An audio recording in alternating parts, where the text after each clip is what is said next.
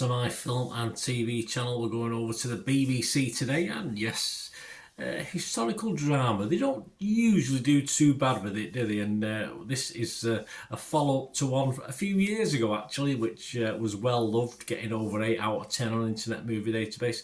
Have they carried on the quality? Probably, but we'll talk about it. We're talking Wolf Hall, of course. We're talking the new 6-episode The Mirror and the Light, and the second adaptation by Peter Strawn of the Wolf Hall novels by Hilary Mantel, and covers The Mirror and the Light, the final novel in the trilogy. We've got through the first two into the trilogy already, with 12 episodes in total. Hopefully they can go back in and do some more with this. It has Peter Kosminski returning to direct this. Mark Rylance is returning in the lead role, of course, of Thomas Cromwell. All these Cromwells, I used to get confused when I was doing my history stuff. 6 episodes in this series too, The Mirror and the Light, between 55 and 60 minutes, so near enough an hour. It also stars Damian Lewis, of course, back as Henry VIII. We got Lilith Lesser, Jonathan Pryce, Thomas Brodie Sangster, Timothy Spall, Harriet Walter. Some great actors in this one. It started on the BBC One and BBC iPlayer, where, yes, I couldn't binge watch it, so this is why this is a so far so.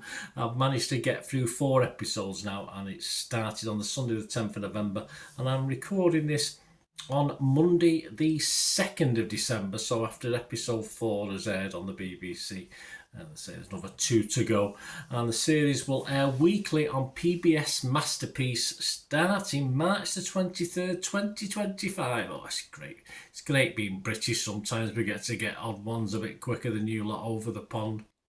What's it about? Well, the series begins with Thomas Cromwell navigated the Tudor court in the aftermath, of course, of the 1536, yes, I remember it well, execution of Henry VIII's second wife, Anne Boleyn, and of 1,000 Days. I loved that film as a kid.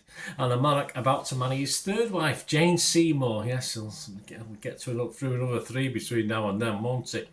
Right, I do love historical drama. I like all sorts of films and TV and dramas, whether it's science fiction to historical stuff, and this is up there. This is up there with the best, with an outstanding cast. You can find very few flaws in this cast, no matter where you look. I enjoyed the recent incarnation, this possibly even more. So I certainly enjoyed the first series back before I was doing these vlogs, of course. Rylance is just ideal. Rylance just is Thomas Cromwell for me. I couldn't imagine anyone else playing him now. Of course, as I said, there's certain things I've watched where Thomas Cromwell's come into it, but for me now, I'll always think of Rylance.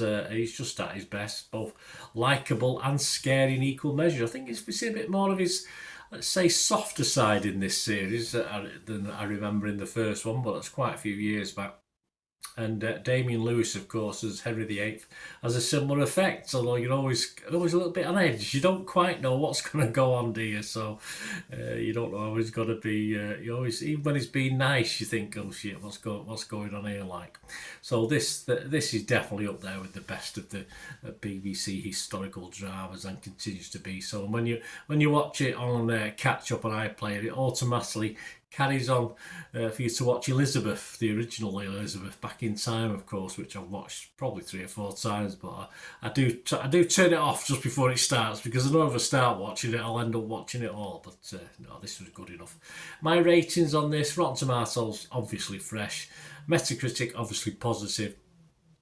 And as far as my score, yeah, I've got to give it an 8 out of 10. I can't give it any less than that. I might have gone a little bit higher, but yeah, you know me, I'm a bit mean with my scores anyway. What are other people thinking? It's not just about me, is it? It doesn't matter if Bernard likes it. What about if other people are hating on it? Well, Lucy Mangan from The Guardian. Lucy's very strict, very, she's very serious, Lucy. If she doesn't like something, she'll tell you, but she gives this 5 out of 5. She said Wolf Hall, The Mirror and the Light reviews is 6 hours of utter TV magic. I can't disagree too much. She said the final instalment of Hilary Mantel's masterpiece is the most intricate television you are ever likely to see. It is so beautifully made. It's breathtaking. I think she liked it. Nick Hilton, he likes it, not quite as much though. He only give it 4 out of 5. He's from The Independent, Nick. He said riveting, dynamic and bloody good fun. Wolf Hall is back after a 10-year wait. I didn't realise it had been 10 years.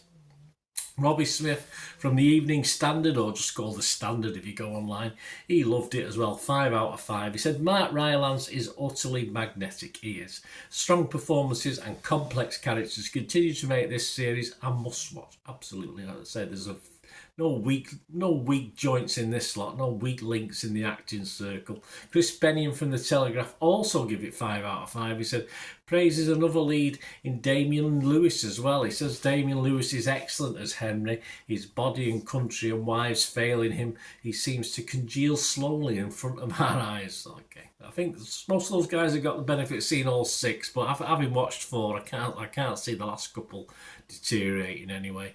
And yeah, there's no breakdown in Internet Movie Database, of course. It shows both series, so it's getting an 8.1 out of 10 with 14,000 reviews. Well, that covers, of course, mainly the original as well. But if you look at the breakdown of the episodes for season 2 so far, episodes 1 to 4, the lowest score it got was 7.6 and the highest it got was 8.1, which, to be honest with you, I could imagine it should be a little bit better than that, because usually the episode scores are higher than the overall score, but still very, very good. And as I said, the critics are sort of generally 100% on this, aren't they? Very, very little to say more than that, apart from watch it and enjoy it and let me know what you think. Thanks for watching, guys. Please, if you are new to the channel, you've not yet subscribed, if you could do so, that'd be wonderful. It'd be much appreciated. Press that bell notification. All these vlogs are coming out. And if you do check through the site, all my film and TV stuff, I do information vlogs as well as reviews, and I also do the odd quiz from now and then. So please enjoy that. And you'll also see some things on my football team, Manchester City, as well. So if that's any interest, have a look at that. Or if you know someone who might be, give them a kick in my direction. I'll be very, very grateful. And yes, before you do go, if you can listen in, there are ways you can help and support this channel. Help me out in a small way. Might just be a little bit of your time, but if you stay tuned, I'll give you some ways you can help support me in the future. Right, a quick shout out before we go for my sponsors at the moment. Piat6505. They've got a little eBay shop. And they sell movie posters from the 1990s and 2000s, some great films, some great actors. So please check the link in the comments section below and you'll go straight to the shop. I dispatch everything between 24 and 48 hours, so if you see anything there, you want to order it, you can also mention my name. I mean, they are sponsoring me, so I do my little deal as well, so you can get 10% off. If you buy anything, just mention me, so say Bernard sent you, and they'll give you a 10% reduction on your order price. My thanks to Piat6505. If you're interested in sponsoring the channel yourselves, guys, supporting the channel by sponsorship, just let me know. My socials are on screen there, so just contact me about that and we can have a chat. Other ways to help me out, guys, if you watch the ads, if the ads on this YouTube ads, that helps in a very little way, but it all helps. It all, watch the pennies and pounds look after themselves, they say, don't they? Or the pennies or the 10p's look after themselves. But if you watch the ads or follow the links on the ads as well, that's always a nice way to support the channel. If you sort of hang on for it, I've done that. I watched other people's and followed the ads, just something I fancied, which does happen from time to time. Of course, you can support me by pushing that subscribe button as mentioned earlier, and that's of course pressing the button so you know when these vlogs are coming out. And of course, I'm always interested in your opinions, and of course, if you can give us a like, that'd be wonderful as well. So thanks for watching, guys. Hopefully I'll join you very, very soon with something else. Until we meet again, I'll never ask one thing, don't I? Please stay safe, everyone. Bye for now.